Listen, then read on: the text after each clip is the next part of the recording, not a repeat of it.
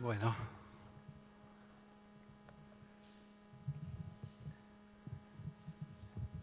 hace un tiempo, unos años atrás, estábamos haciendo la obra en otro lugar y un hermano me dice, algunos son llamados para la catedral de cristal y otros somos llamados al barro. Así que dije, qué bueno que nosotros somos llamados al barro. Y la verdad que siempre el estar aquí a uno lo incomoda porque es preferible estar allí donde está la necesidad, donde está la edificación y la formación, que antes de estar de alguna manera exponer en público. Así que ruego al Espíritu Santo que nos hable en esta mañana, que nos dirija, que su persona y su gracia nos asista a cada uno de nosotros. Lo que quiero transmitirles, ya lo han escuchado alguna vez, creo que la última vez que estuve aquí, que estuve hablando, así que voy a hablar exactamente de lo mismo. Y la otra vez, hablando un poco con Ángel por diferentes situaciones y circunstancias, y en especial manera por la carta que se leyó, en el mundo hay mucho dolor. Hay un gran dolor, apenas cruzamos las puertas de nuestra casa, donde tocamos, vemos dolor, vemos angustia, vemos necesidad. Y qué importante es que cada uno de nosotros seamos sensibles. Y buena parte de nosotros hemos tenido la gracia y la bendición de conocer a Cristo. Un día se nos fue anunciado el Evangelio, las buenas noticias llegaron a nosotros y el Espíritu Santo trajo convicción de pecado y allí en aquel lugar, en aquel momento, en nuestro corazón algo ocurrió, algo sucedió, nos sentimos lejos de Dios, lo que provocó que nos arrepintamos de nuestra maldad y de nuestro pecado. A muchos de nosotros el pecado nos estaba hiriendo. Aun cuando nuestro rostro y nuestras expresiones eran felices, en nuestro interior había una herida provocada por el pecado, por la rebelión que nos había apartado de Dios. Y esa rebelión estaba consumiendo todo nuestro ser y nuestro interior. Pero como bien dije recién, nos llegó la palabra, la verdad de Cristo, la cual está transformando nuestra vida. Y quiero decir y decirte que somos bendecidos por conocer a Jesús. Hay gratitud en nuestra vida por conocer a Cristo. Cuando recién cantábamos, ¿qué sería de mí si no me hubieras alcanzado? ¿Dónde estaría hoy? Bueno, mejor ni pensarlo. Ni pensarlo. Por eso somos bendecidos y hay gratitud en nuestros corazones por conocer a Cristo. Nosotros formamos parte de esta iglesia, de la iglesia de Cristo. Esta iglesia que está compuesta por hombres y mujeres que están siendo transformados a la imagen de Jesús. Hombres y mujeres, como bien dije recién, que fueron heridos por el pecado. Ahora nos encontramos en un proceso de cambio y de transformación. Y para que esta iglesia sea santa, pura y sin mancha como el Señor va a venir a buscarla. Por eso todos nosotros nos encontramos en este proceso de transformación y de cambio a la imagen y a la semejanza de Cristo. Recordando las palabras de Jesús allí en Mateo 5, cuando Él habla, ustedes son la luz de este mundo. Está queriendo decir que la iglesia está sentada sobre un monte y en el mundo hay tinieblas. Y la iglesia tiene que brillar. La iglesia tiene que resplandecer porque esta comunidad de hombres y mujeres que la componen están siendo transformados a la imagen de Cristo Jesús. Y qué importante es que en la iglesia se exprese la vida de Cristo. Más allá de lo que decimos, cuán importante es lo que somos y lo que hacemos. Por eso la iglesia es la luz de esta tierra y es la sal. Y todo esto está provocando en nosotros un estilo de vida. Cuando hablamos de estilo de vida, hablamos de una forma de pensar. Y esta forma de pensar está unida a Cristo. Cada día que pasa, nosotros pensamos más como Jesús. Porque nuestro interés primordial y principal es agradar a Dios. Es que el Padre esté feliz y contento con nuestra vida. Que el Padre se agrade de nosotros. Por eso nuestra vida, nuestra forma de pensar y luego nuestra forma de vivir va reflejando que estamos pensando igual que Jesús. Amén. Este estilo de vida, para que este estilo de vida nuevo, porque es nuevo, todos los días es nuevo. Todos los días hay maná. Todos los días hay pan fresco que se hornea en el cielo y aquel que tiene hambre va y lo busca y Dios habla. Y este estilo de vida que nos va transformando, algunos de los agentes, diríamos, es la palabra de Dios, es la meditación de la Escritura. Es lo que Dios dijo, lo que Jesús dijo, lo que el Espíritu Santo selló. Esto va transformando nuestra vida. Siempre pregunto, ¿qué te dijo Dios esta semana? ¿Te habló? ¿Qué te dijo cuando abriste las Escrituras? La comunión también provoca que este estilo de vida nos vaya transformando a la imagen de Cristo. El testimonio, lo que somos y lo que decimos. Pero yo quiero volver hoy a hablar sobre la oración. Y la oración unida al ayuno. Yo creo que tanto la oración como el ayuno deben ser para el Hijo de Dios una prioridad. Tiene que ser un estilo de vida, y no solamente de forma individual y personal, sino también corporativamente y como iglesia. Debemos tener un estilo de vida que transite la oración y el ayuno. El deseo de Dios es tener comunión con el hombre. Y esta comunión en el griego es koinonía y significa compañerismo. Dios quiere tener compañerismo con el hombre. Koinonía significa amistad. Dios quiere tener amistad con el hombre. Koinonía significa diálogo. Y Dios quiere tener diálogo con el hombre. ¿Y con quién es esta comunión? ¿Con quién Dios tiene comunión? ¿Con quién Dios tiene amistad? ¿Con quién Dios tiene compañerismo? ¿Con quién Dios tiene diálogo? El Salmo 25:14 dice, la comunión íntima de Jehová es con los que le temen. ¿Qué es temer? ¿Es temblar? ¿Es tener miedo? Temer a Dios es pavor por desagradarlo. Yo tengo pavor, ni pienso en desagradarlo. Entonces la comunión íntima de Dios es con aquellos que tienen pavor en su interior de desagradarlo. O podríamos de alguna manera parafrasearlo de la siguiente manera.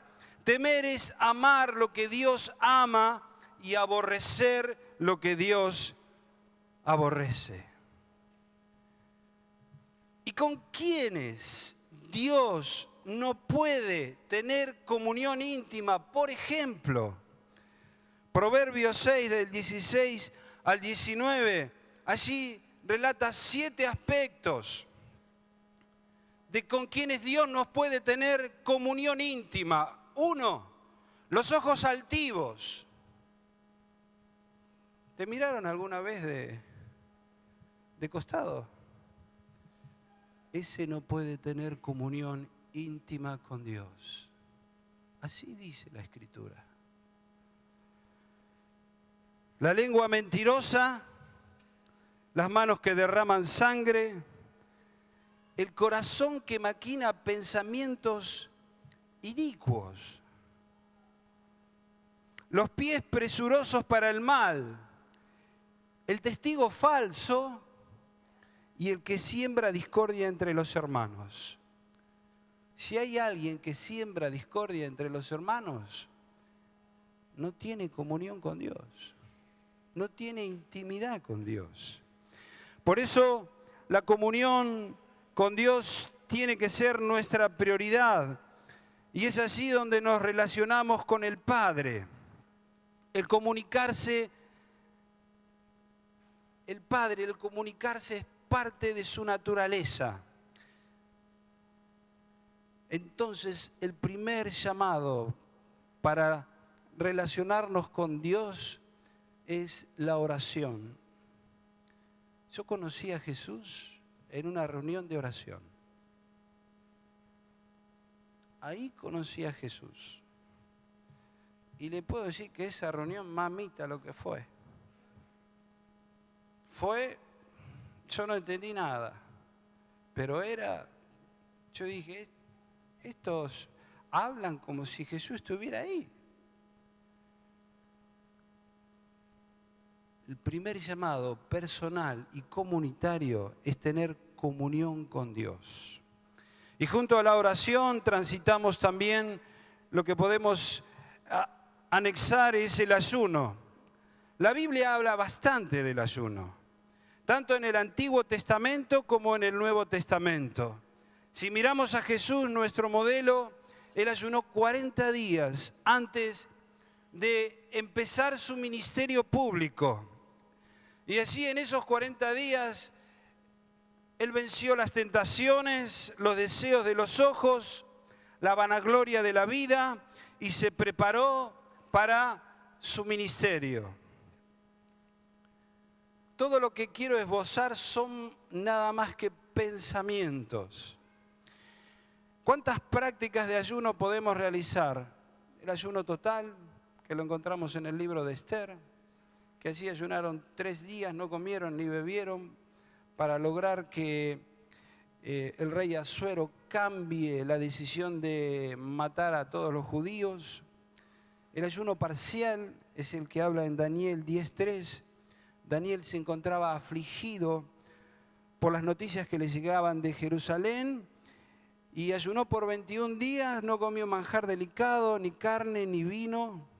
Y el ayuno absoluto es el que hizo Jesús. Jesús no comió, no dice que no bebió, así que suponemos que en este ayuno de 40 días Jesús bebió. Entonces nosotros podemos transitar por lo menos el ayuno total, el ayuno parcial y el ayuno absoluto. ¿Por qué tenemos que orar y ayunar? Muchos motivos existen en la Escritura. Mirando un poco el Nuevo Testamento, Jesús para iniciar su ministerio ayunó. Para echar fuera demonios. No podían echar los discípulos un demonio y Jesús dijo, hay que orar y ayunar. Cornelio en Hechos 10 dice que él estaba en ayuno y oración y se le apareció un ángel y le dijo, tu oración ha sido oída, ha sido contestada, va a ser contestada. Entonces ayunamos y oramos para que Dios conteste nuestra oración. También en el Nuevo Testamento hay para elegir aquellos que le van a servir, los ministros. Pero yo quiero describir 3 pasos, o por lo menos 3 partes, por lo cual nosotros debemos orar y ayunar. En primer lugar, lo digo, debemos orar y ayunar personalmente y también corporativamente como iglesia. El primer punto es ayunar y orar para humillarnos y arrepentirnos delante de Dios. Leamos Nehemías 9 del 1 al 3. El libro de Nehemías.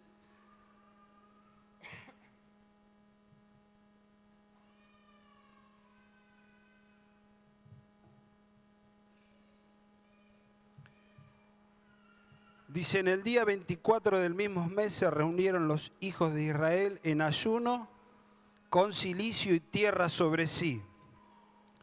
Y ya se había apartado de la descendencia de Israel todos los extranjeros.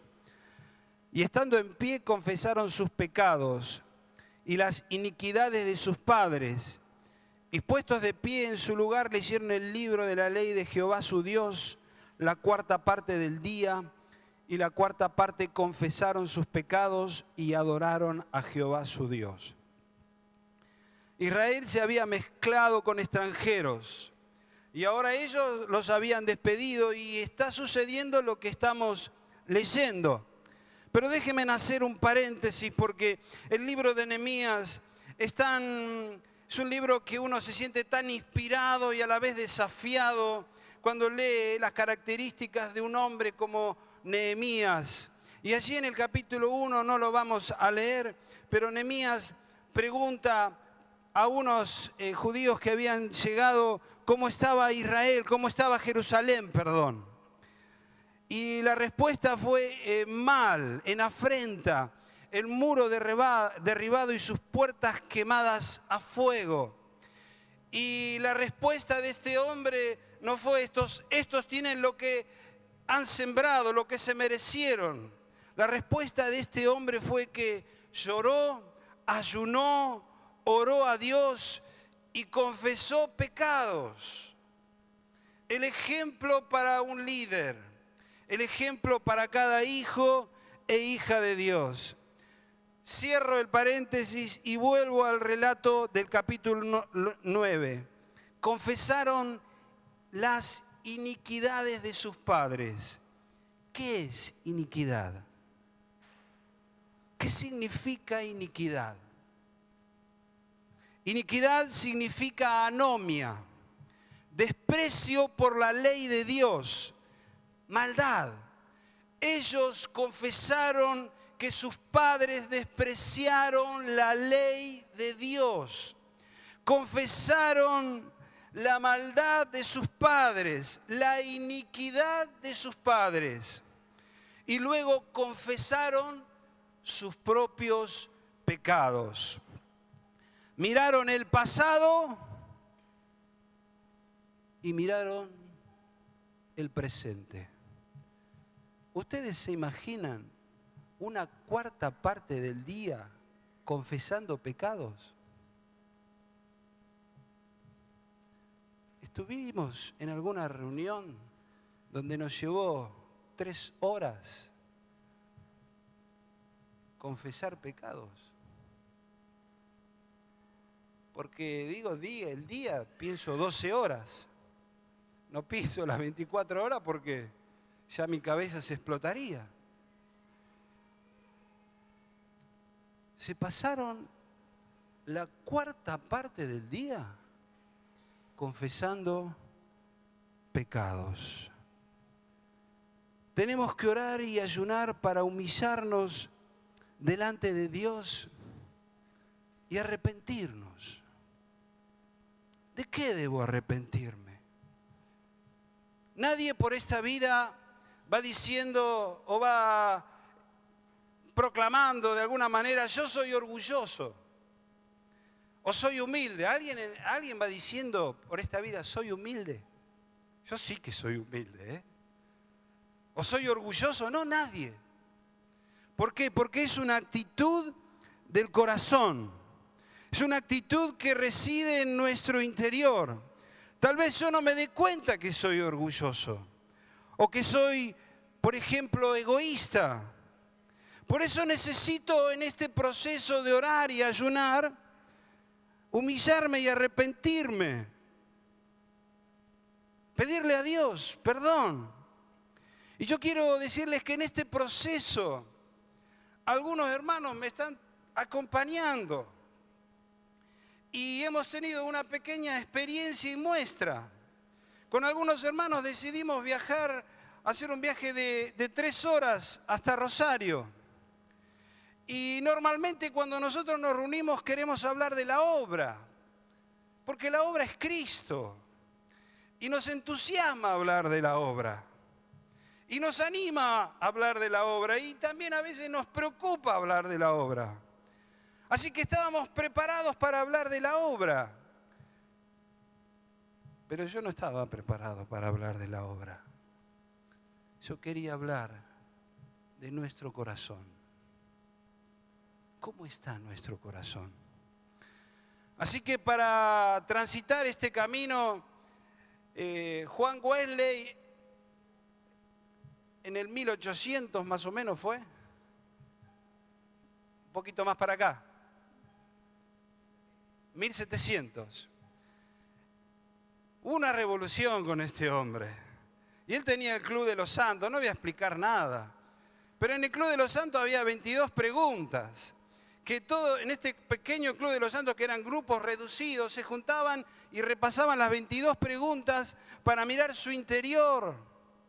Así que yo tomé a Juan Wesley con las 22 preguntas y me fui al viajecito con mis queridos hermanos y los sorprendí.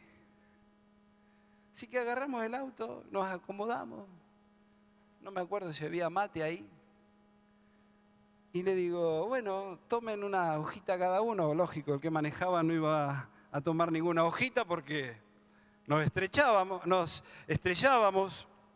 Así que leímos la primera pregunta. Y la primera pregunta es así: ¿estoy proyectando la impresión, consciente o inconscientemente, que soy mejor de lo que realmente soy? En otras palabras, ¿soy hipócrita? Menos mal que no la hice yo, que la hizo Wesley. Bueno, imagínense. ¿Soy hipócrita? Parecía, en ese momento empezaron a tener pinches los asientos, nos empezamos a acomodar todos, ¿no? Porque, bueno, es muy fuerte, ¿no? Soy hipócrita. Y yo digo, los hombres somos medio facheros, ¿no? Te preguntan, ¿cómo estás? Bien, todo bien, ¿no? O sea, por ahí te enojaste con tu esposa está re mal y a vos te preguntan, ¿cómo estás? Estoy bárbaro. Son medio facheros, así que yo sé con quién trato, ¿no? Porque soy hombre. Somos hipócritas, claro. Y bueno, yo empecé a abrir mi corazón con ellos. ¿Estoy proyectando de que soy mejor de lo que realmente soy?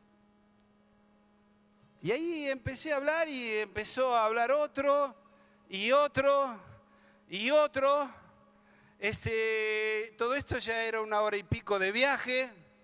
Yo quería que sea más rápido, porque eran 22 preguntas y estábamos en la número 1 y había pasado 1 hora y media. Bueno, vamos a la segunda. Y la segunda es, ¿soy honesto en todos mis hechos y palabras o exagero? Che, ¿sos exagerado vos? ¿Mostrás lo mejor de vos? ¿Mostrás la cara mejor tuya? Y bueno, si antes los asientos tenían pinche, imagínense ahora, ¿no?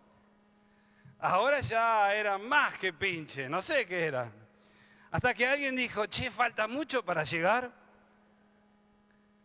Y bueno, no, tenemos que comer, vamos a parar para comer. Un viajecito a Rosario son 2 horas y media, 3. Vamos rápido, pará, tranquilo, no hay apuro. Lo importante está acá, no está allá.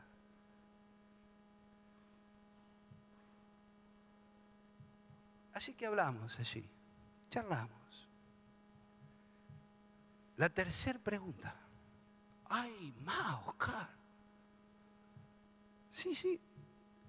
La tercera es, ¿soy celoso?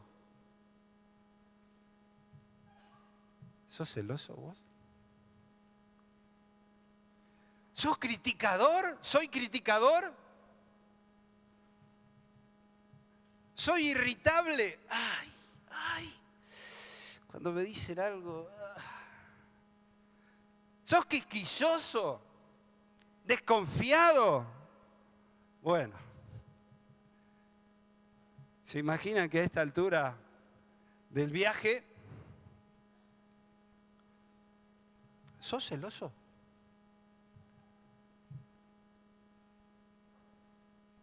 ¿Te pones celoso cuando otro es promovido? Cuando otro cuenta. Y a mí no, ¿eh? ¿Por qué no me preguntaron a mí? ¿Criticás?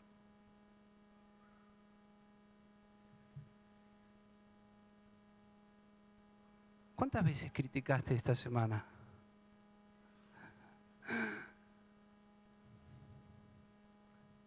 ¿Te irritás fácil? Bueno, yo a medida que me voy poniendo más viejo, más me tengo que cuidar con esto. Le confesé a Ángel, mira Ángel, me pasa, cuando me diga que me voy poniendo viejo, más me irrito. Y entonces él me enseña.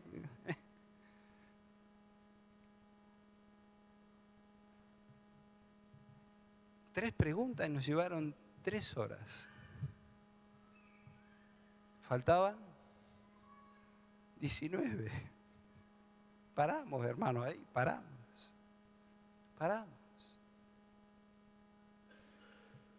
Qué importante es buscar a Dios y humillarnos y pedirle a Él que obre en nuestra vida. Hermanos, estoy llamado a entrar a un santuario no hecho por hombres, no edificado por el ser humano. Estoy llamado a entrar a un santuario, a un tabernáculo, a una tienda, a un vaso de barro, donde Dios ha decidido morar allí. Dios ha decidido morar en vasos de barro y estoy llamado a entrar a este santuario y buscar a Dios, orar constantemente para que Dios muestre mi corazón. En la búsqueda de Dios y en la búsqueda de esta transformación de nuestra vida personal y comunitaria, la imagen de Cristo, las Escrituras nos ministran constantemente y nos llevan a descubrir nuestro interior. Leemos Mateo 5, 6 y 7 o algunos hechos y sucesos que les tocó enseñar a Jesús, como aquel hombre que tenía dinero y Jesús le dijo: vende todo lo que tienes, dáselo a los pobres y sígueme. Y él no hizo eso. Entonces uno se pone en esa situación. ¿Qué hubiéramos hecho? ¿Qué hubiera hecho yo ante esa situación y circunstancia? O aquella viuda que tenía 2 monedas que representaban no más de 2 pesos y lo echó en las ofrendas. Y Jesús dijo que esta mujer dio todo lo que tenía, dio más que ninguno. Y uno se pone a mirar, ¿qué hubiera hecho yo? ¿Qué hubiera ocurrido conmigo? ¿Hubiera dado todo lo que tengo? O por ejemplo, cuando miramos la historia del hijo pródigo, más que llamar historia del hijo pródigo, yo lo hubiera llamado el amor del padre. Y casi siempre se hace hincapié y se mira aquel joven que dejó a su padre con el dinero y se fue. Normalmente miramos a este joven perdido y hay muchos versículos que describen la vida de este joven. Pero pocos miramos la actitud del hijo mayor.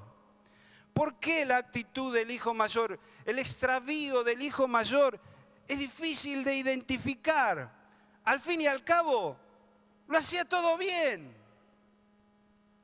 Era obediente, era servicial, era cumplidor y era muy trabajador, ¿verdad? Él no le pidió al padre la parte suya, ni la malgastó. Podríamos decir que era el hijo ideal, pero cuando vino el hijo menor y el padre lo recibió con tanta alegría, un poder oscuro Déjeme decirle la patología, el trastorno de la oscuridad que mora en el corazón del hombre. Cuando ese joven vio la alegría de su padre por la vuelta de su hermano menor, de repente ocurre que la persona resentida, orgullosa, severa y egoísta, que estaba escondida allí adentro y que con los años se había hecho más fuerte y poderosa, ahora se veía, ahora se dejaba notar. ¿Cómo nadie me dijo que vino mi hermano? ¿Cómo que mataron el becerro más gordo? La persona resentida, severa y egoísta que había en su interior, ahora se había hecho más fuerte y poderosa. Hermanos, y miro mi interior. Miro mi interior porque es muy sencillo mirar hacia afuera. Pero cuán difícil es mirar hacia adentro. Mirando mi interior y mirando un poco lo que me rodea, me pregunto, ¿qué hará más daño? ¿La lujuria o el resentimiento? ¿Qué hará más daño? ¿El resentimiento o la lujuria? Las dos cosas. Las dos cosas. Pero, ¿cuánto resentimiento hay entre los justos y los rectos? ¿Cuánto juicio y prejuicio entre los santos? Hay ira, no digo en todos, hay ira en la gente preocupada por evitar el pecado.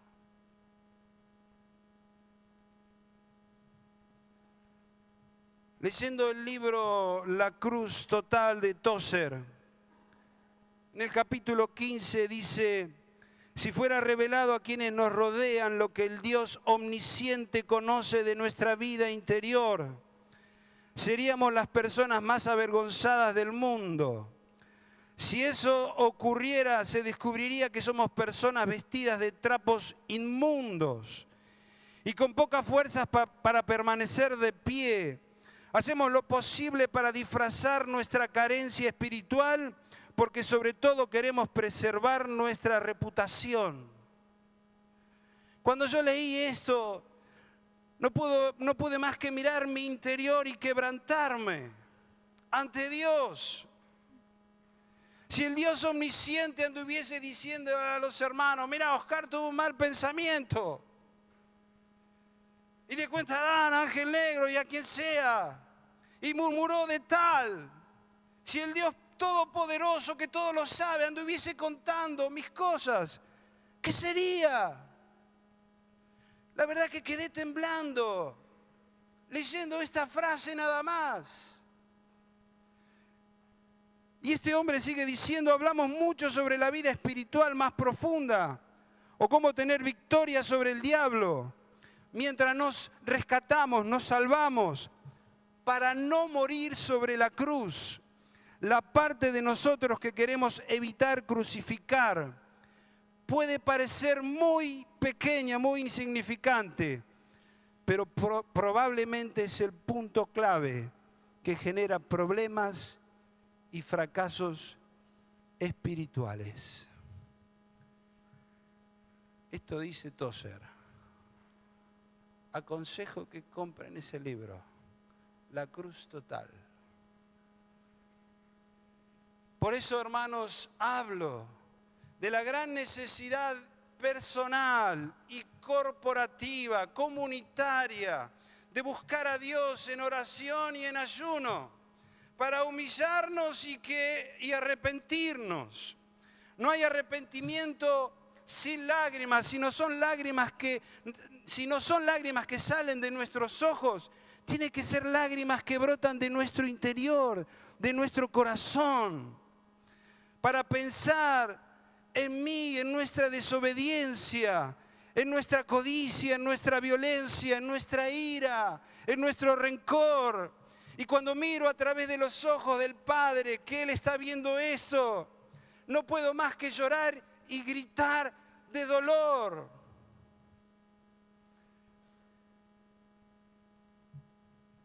Perdónenme lo que le estoy hablando, pero está en mi corazón. Es lo que anhelo para mí, lo que anhelo para mi familia.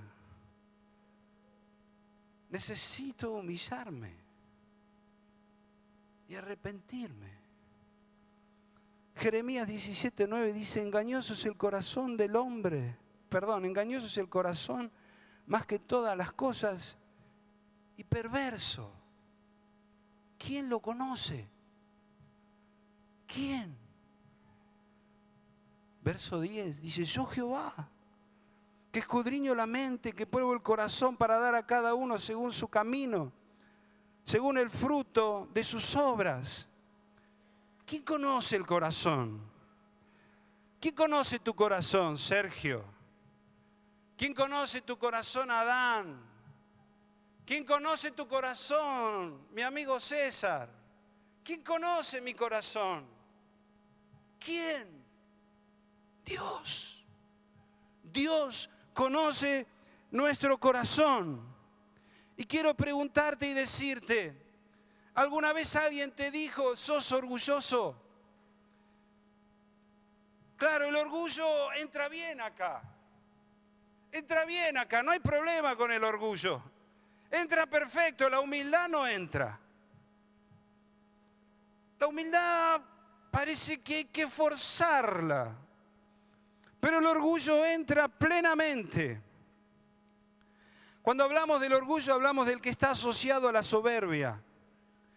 Te pregunto, ¿eres orgulloso? Y yo soy mejor que fulano. Yo soy mejor. Tengo mejores respuestas que él. Ante la vida, tengo mejores respuestas. Yo estoy mejor preparado. Mis pensamientos son los mejores. Que nadie pueda decirte no es así, porque lo que pensamos tiene que ser así. Lo que yo pienso es así. ¿Quién? ¿Me va a decir lo que tengo que hacer? Claro, no lo decís. No lo digo, pero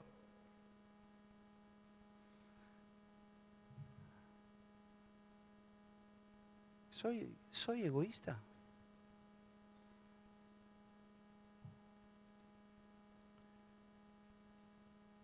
¿Cómo Dios juzgó la hipocresía y el egoísmo? Rápidamente vino a mi mente Hechos 5. Ananías y Zafira. ¿No fue duro Dios con Ananías y Zafira? Escúchame. Dicen que diezman, pero no es diezmo. Dan en menos. Es menos. Tranquilo. Ya, tengamos paciencia. Tenele paciencia, Señor. ¿Es exagerado Dios?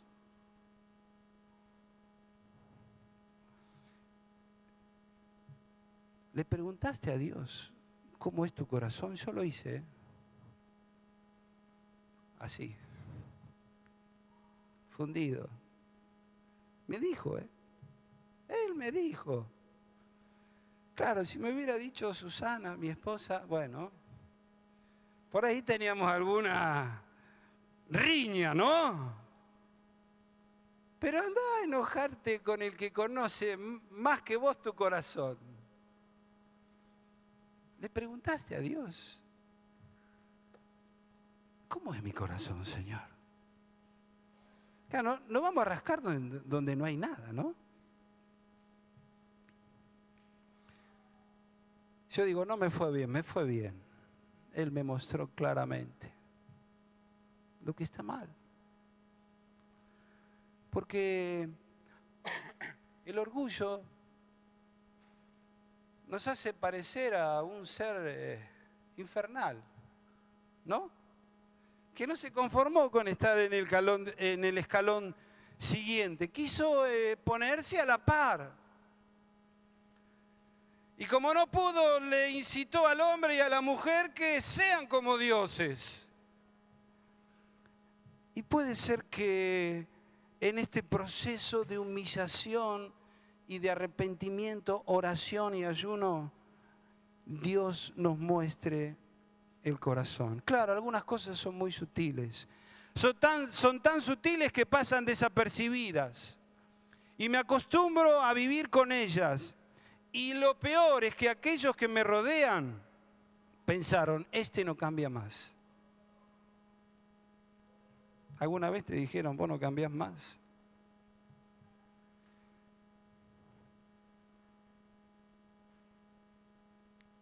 ¿Cuál es el mayor pecado? ¿O cuál es el pecado que Dios no puede perdonar? Ayúdenme. ¿Cuál es el pecado que Dios no puede perdonar? Lo que alguna vez me escucharon, no contesten, por favor. ¿Cuál es el pecado que Dios no puede perdonar? ¿Cuál es? ¿Cuál? Hay un pecado que no puede perdonar.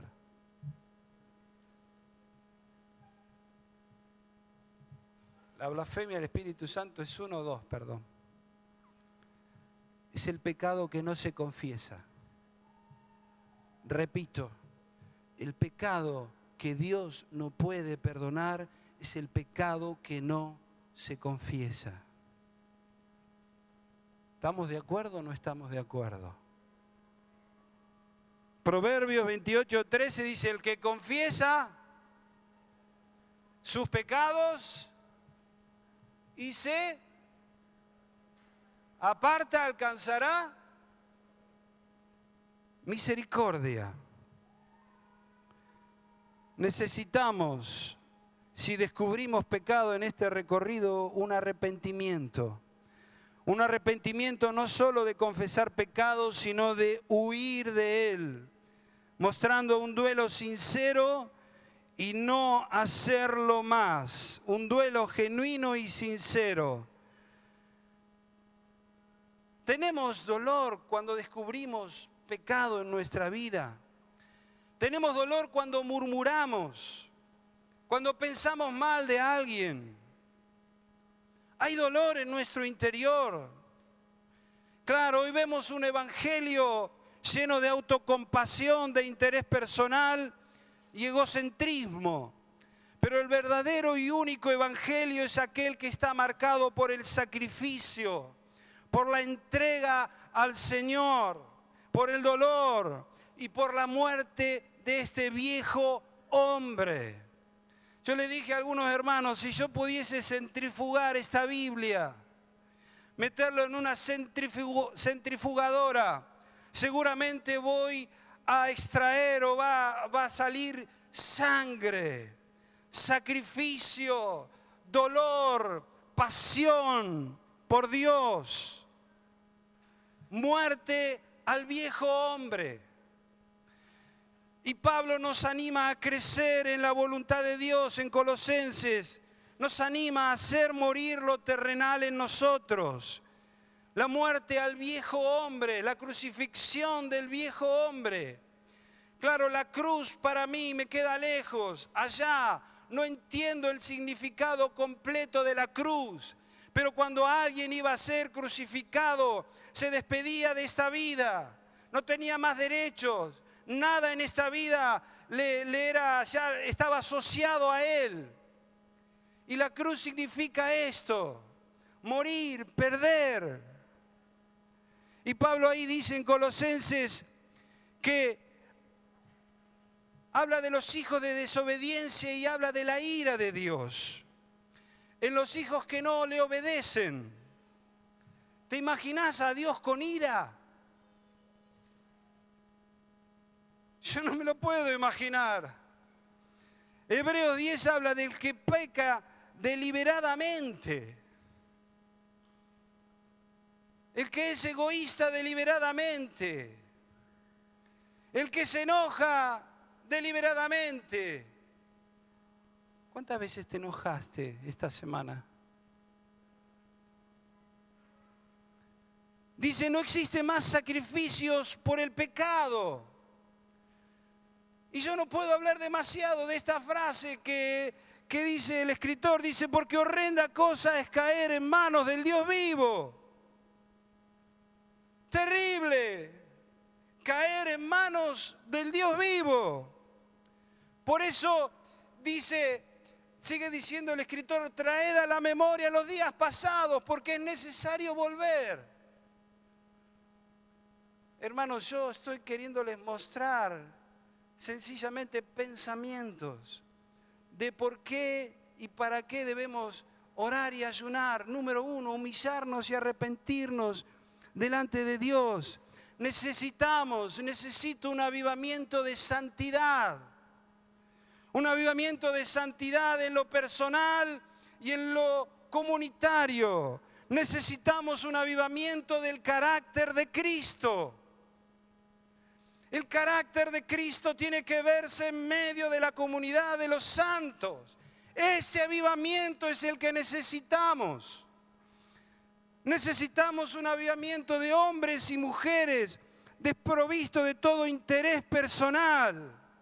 Porque cuando esto suceda, la lámpara de nuestro interior se va a mantener encendida. Necesitamos recorrer este camino de oración, donde se confiesan los pecados, aquellos sutiles, como dije, orgullo, egoísmo, murmuración, contienda, enojo. Claro, uno piensa en los exagerados, por llamarlo de alguna manera. Pero hermanos, pocas veces he escuchado en encuentros de oración a alguien que dijo, yo estuve celoso, te pido perdón porque soy celoso, porque murmuré, porque hablé mal de fulano, de mengano.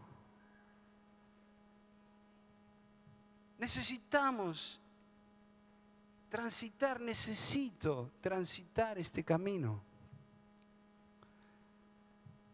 Que nunca en la eternidad deseemos haber tenido más tiempo para mirar nuestra vida. Que cuando estemos en la eternidad digas, la verdad que me hubiese gustado vivir más años para orar, para leer, para dar. Hoy es el tiempo, hoy es el día. Siempre recuerdo lo que Jorge Mitián nos compartió aquí. E hizo una pregunta, y termino la primera parte. Terminamos aquí. Él hizo una pregunta. De aquí a 500 años, ¿qué va a prevalecer en nuestra vida? 500 años. No sé lo que va a pasar mañana y este hombre me pregunta 500 años. Siempre me quedó acuñada esa pregunta. Y él dijo, ¿a cuántos alcancé para Cristo? Y es verdad. De acá a 500 años, los que alcancé para Cristo van a estar allá. Segundo, ¿cuánto he dado a los necesitados? Y claro, va a haber alguien necesitado allí en el cielo que le va a decir al Señor, este me ayudó, o esa, o esta. Y tercero, ¿cuánto de Cristo tengo? ¿Cuánto de Cristo tengo? ¿Cuánto de Cristo tenemos hoy? ¿Cuánto de Cristo tiene esta congregación? Yo creo que tenemos que transitar un camino de humillación y arrepentimiento, personal, comunitario. Confesar pecados, humillarnos delante de Dios. Lo que leo de la historia, los grandes avivamientos que hubo en la historia, muchos comenzaron con hombres y mujeres recalco allí, jóvenes, ancianos, hombres y mujeres en general, buscando a Dios, confesando sus maldades y pecados.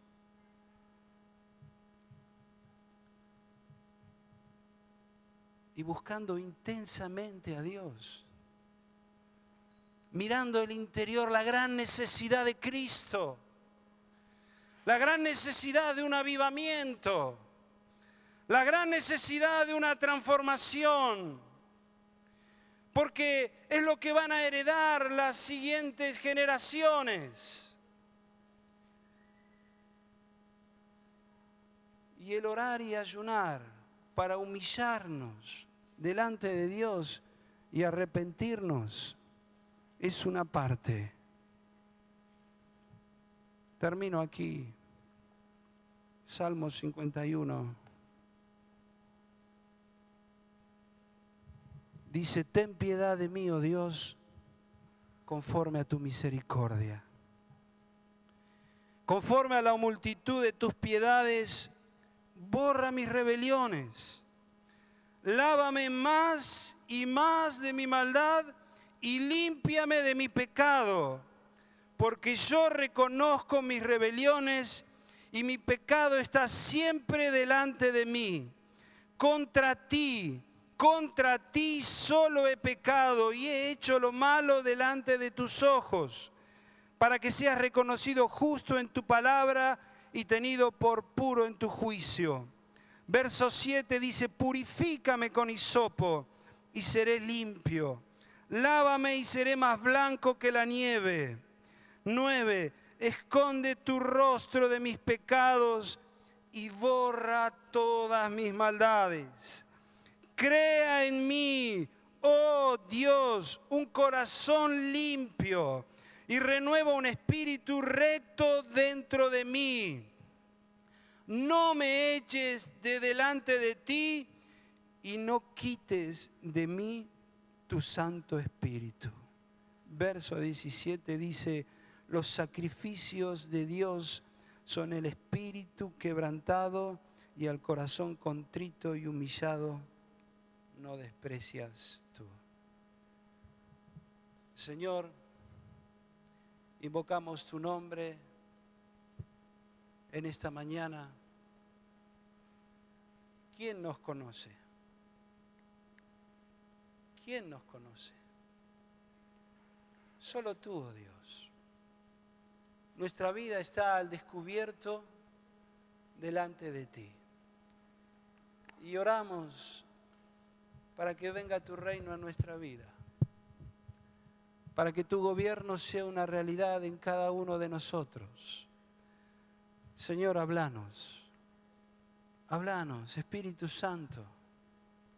Sos vos el que obrás. ¿Quién más puede hacerlo? Es tu obra, Espíritu Santo. Es tu obra en nuestros corazones. Es tu obra en nuestra vida. Es tu obra en nuestro interior. Es tu obra. Te ruego que nos hables en este tiempo. En el nombre de Jesús.